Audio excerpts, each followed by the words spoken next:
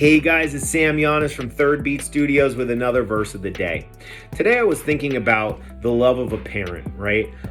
We love our parents, yeah? I love my mom very much. I feel a deep connection to her. It's instinctive, it's environmental, it's a lifetime of having a loving relationship. I love my wife deeply. We start out loving our spouse romantically, and we hope that eventually turns into a deep love, a family love, right? Those loves, in contrast to the way that I love my kids, they're not even on the spectrum, right?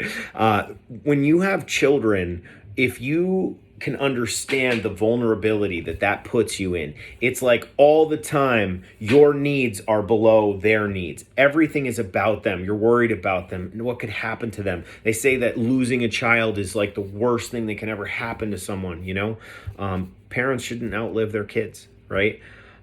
So when I think about God and us being created in his image, that means that he shares that deep connection to his children as well. And while you and I are definitely considered God's children, he in fact had a son. And the connection to Jesus and God, as we know that they are one, that connection, it's beyond something that I can at least put into words, right? So as we jump into the Bible verse today, I wanted to get us into that mindset. Because the verses you're going to hear, I would assume if you've heard anything Christian before in your life, you've stumbled upon these verses before. But today, let's look at them with a different frame of mind. Let's look at them with the idea of a parent who could lose a child. That is a terrifying, terrifying equation. And if you had the chance to not lose that child, what would you do, right? So, oldie but a goodie is John 3:16 and 17. And it says this, it says, "For God so loved the world that he gave his only begotten son, that whoever believes in him should not perish, but have everlasting life. For God did not send his son into the world to condemn the world, but that the world through him might be saved." So I'll leave you with this. The world was damned. We were condemned, right?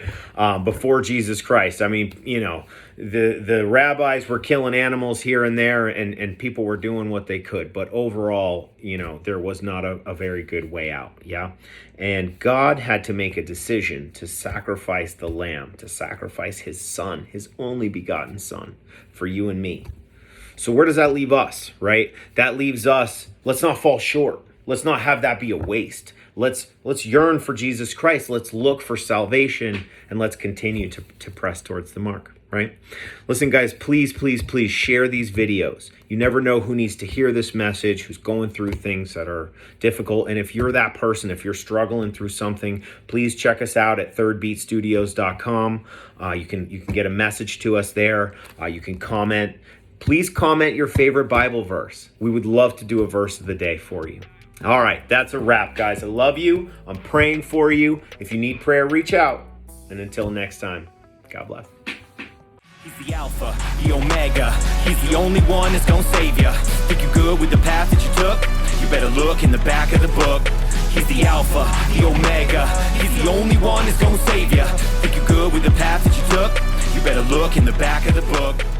Revelation.